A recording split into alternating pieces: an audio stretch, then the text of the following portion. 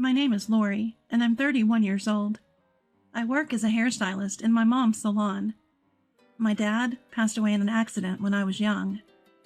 Ever since, my mom has been running her small beauty salon and raising me all on her own. I wanted to learn about haircuts and makeup largely because I grew up watching my mom. I'm incredibly grateful to her for encouraging me to pursue both. Lost in thought? Ha ha ha ha! I snapped back to reality in my mom's voice. She chuckled at my daydreaming state. You're zoning out. You're probably thinking about tomorrow, right? As she said this, she handed me a cup of coffee. Yes, that's it. Coldy's family is a bit unique. I have a boyfriend named Coldy, who's the same age as me. We met through friends and have been together for 3 years. He proposed recently, and I happily accepted. Just last week, Coldy came to my house to formally announce our engagement to my mom. Tomorrow, it's my turn to do the same at Coldy's house. Normally, I should be over the moon and lost in a daydream, but I was feeling down. Isn't Coldy's family full of police officers? My mom's question prompted me to nod. Yes, it's a family of cops. Coldy is one too, and so are his father and grandfather. They're all elite officers, federal employees. My mom seemed impressed by what Coldy had told me. Imagine you joining a family like that. But Coldy is reliable and kind, isn't he? He's elite, but not stuck up. His parents must be the same. Don't worry, you'll be fine. Encouraged by my mom's words, I managed a small smile. Yes, you're right. Part of the anxiety I was feeling had to do with his family being different from an average household. But the main reason lay elsewhere. My parents can be pretty intimidating. Just bear with it, okay? These were the words Coldy told me over the phone when we were setting the date for the formal visit. Bear with it? I was at a loss for words. I'd been prepared for the possibility of his parents saying something unpleasant, but couldn't he at least say, "Don't worry, I've got your back," even if it's a lie? That's what I was really thinking, although a lie wouldn't really help either. Please, Lori, I've never been able to stand up to my dad. Just stay quiet and keep smiling so my parents will like you. I had always admired my boyfriend Coldy for his reliability and kindness. But for the first time, I learned that he becomes timid whenever his parents get involved. His demeanor seemed totally unlike the Coldy I knew, and I couldn't hide my confusion. You won't know until you meet them, I told myself, recalling my conversation with Coldy. Trying to shake off the uneasy feeling that weighed on my chest, I gulped down the remaining coffee. On the day we were to formally greet each other's parents about our marriage, Coldy drove me to his parents' home. I was so nervous last night, I had trouble falling asleep. Me too. Let's make today a good one. Fingers crossed. The car moved forward as I sat with my anxieties.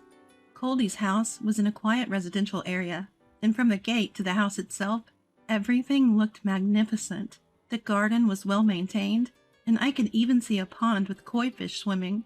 Nice to meet you. I'm Sienna, Coldy's sister. Please come this way. As we entered the house, we were greeted by Coldy's sister, Sienna. After expressing my gratitude for the slippers offered, Sienna led us to the living room.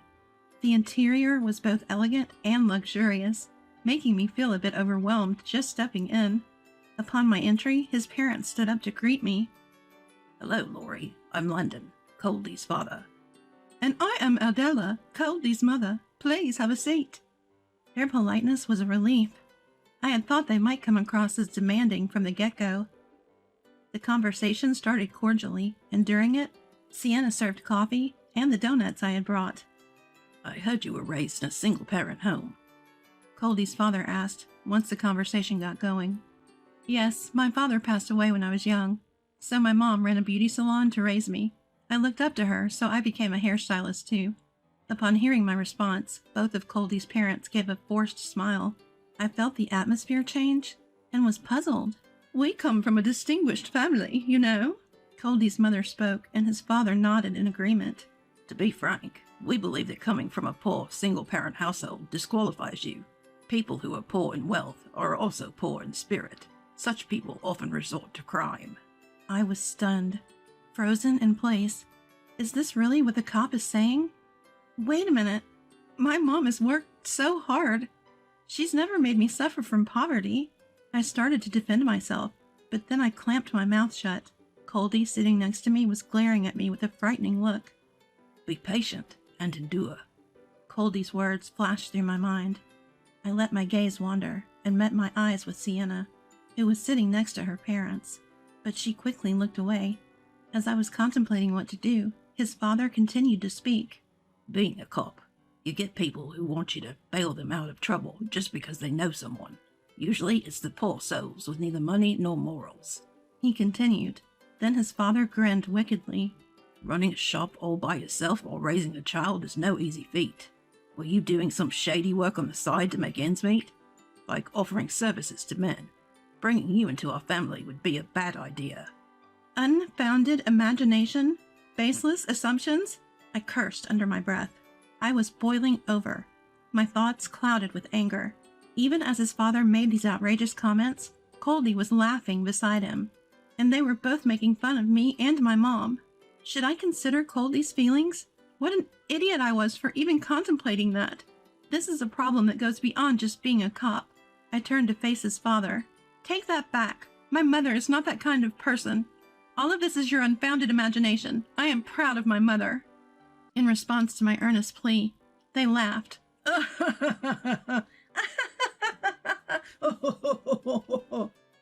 Ah, that poor upbringing really shows, challenging your elders like that. Indeed, she must have missed out on a proper education. Both his parents laughed, as if it was the most unfortunate thing in the world. An agitated Coldy tried to pacify me. What's the matter, Lori? This isn't like you. Dad was just sharing his thoughts. I apologize, Dad. She's usually a much quieter woman. I glared at Coldy. What does he mean? The usual me? It seemed Coldy understood I was genuinely angry, but he kept avoiding eye contact while wearing a vague smile. I can see we're not getting anywhere, so I'll be taking my leave now, I muttered, looking down. Well, go home and think it over. Coldy, you should have chosen a woman who's more suitable for you. It's probably harder on Lori. Oh, you're so right.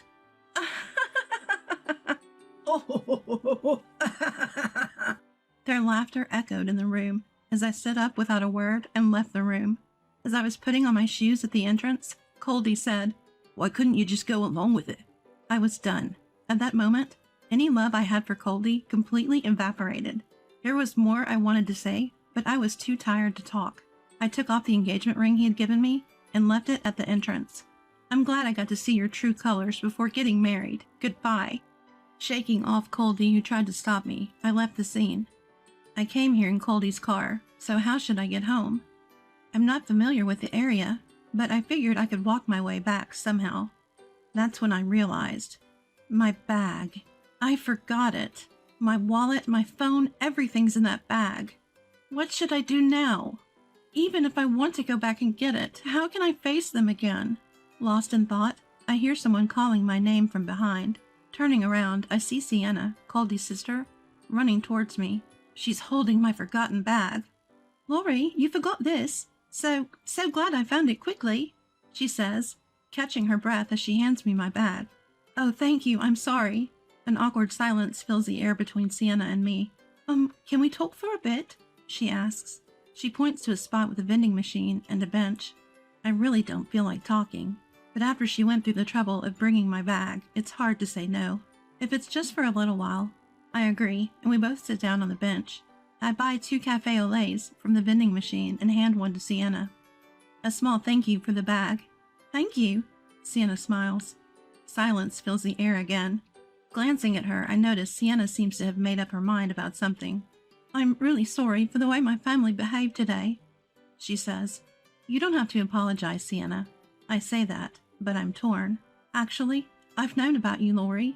You do hair and makeup at a TV station, right? I'm surprised by her revelation. Yes, I do freelance hair and makeup work, but my main job is as a hairstylist, working at my mom's shop. At first, I thought she heard it from Coldy, but that doesn't seem to be the case. I'm actually an aspiring actress. You did my makeup once, she explains. Oh, that makes sense. I'm sorry, I don't remember. That's okay. I was just an extra at the time, she says. With that, Sienna takes something out of her pocket. It's a voice recorder. Confused, I watch as she presses the play button. The disparaging remarks and laughter of Coldy's parents from earlier play back. What? Why would you have this? Confused, I listened as Sienna spoke to me with a serious look on her face. She seemed fed up with her parents for as long as she could remember, and instead of being a cop, her parents treated her like a failure for wanting to be an actress. Sienna told me she's planning to cut ties and move out soon because she's utterly done with them.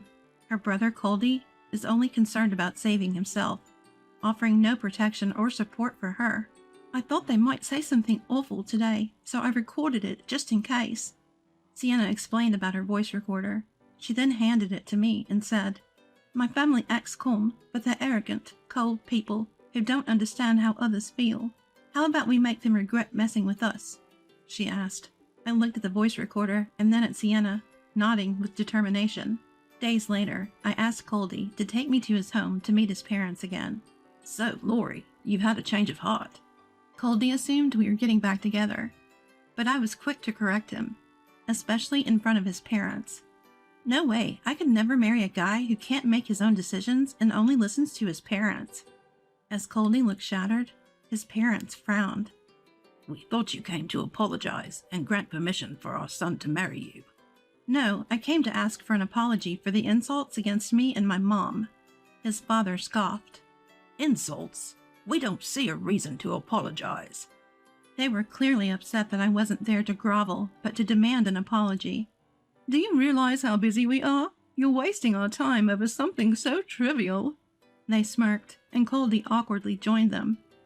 "Poor Coldy," I said. "Maybe his heart is numb. Keep being a good boy. You're none of my concern anymore." Coldy looked visibly pained, maybe realizing some truth in my words. I turned back to his parents. "If you won't apologize, fine. Enjoy tomorrow's talk show." I heard his parents murmur, "What?" as I walked away without looking back. The next day, an unknown number called me. It was Coldy's father. Had Coldy given him my contact details? "What's the meaning of this?" "Ah, you must be Coldy's father. What can I do for you?" He raised his voice. "You aired it on the talk show, even the audio." "Oh, you saw that?" I told the talk show host, who I often do makeup for, what happened. They were outraged, and we decided to feature it on the show. My bright voice shakes him.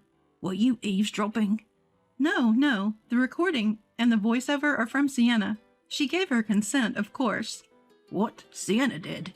He seemed shocked that his daughter was involved. His voice betrays his unease. "Because of you people, I got hauled into a meeting about that TV show. I even got suspended. Take responsibility." I couldn't help but laugh. Well, isn't it your own fault? Though the audio aired on the TV show, it was edited, and no names were mentioned. Only a select few know that he was the subject. Just me, Sienna, and a handful of the crew. And Sienna told your boss that you were the person in the audio clip that aired on the TV show. His daughter's name comes up again, and he chokes. Sienna, who knew his boss through family connections, called him to reveal that her father was the one on the show. By then, the story was already trending online, and the boss feared media scrutiny. As a result, he quickly initiated a disciplinary meeting. Did you hear the online chatter? Who's truly lacking in character here? His words came back to bite him, and he groaned in frustration. Days passed since the TV show aired. Beyond a Cop's Problem, Protect Your Son, read the headlines on the internet and weekly magazines.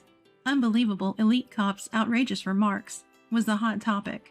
As of our phone conversation, he was suspended but eventually got fired.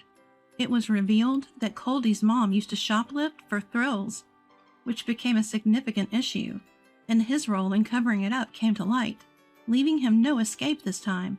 Coldy himself resigned too, the sins of his parents scalding him as well. Given the timing and what people knew, rumors spread that he was the cop on the TV show. Coldy and his family sold their house and belongings, planning to move away to escape the gossip, according to Sienna. That's when I received a letter from Coldy. Inside was the ring I had returned. "I'm really sorry. I've come to my senses. Please sell this ring and consider it compensation. Be happy, Lori." That was the gist of it. With his apology, I felt lighter and decided to sell the ring without any qualms. As for Sienna, she looked happy to be finally free from her family and to focus on her acting career.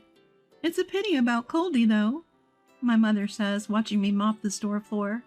I hadn't told her the specifics of what was said at his house. No need to make her uncomfortable. I'm glad we realized our values didn't match before getting married. If fate allows, I'll find someone who agrees to take over this shop. I say jokingly, and Mom smiles. I think that's a good idea. I plan to spend more peaceful days with my mom.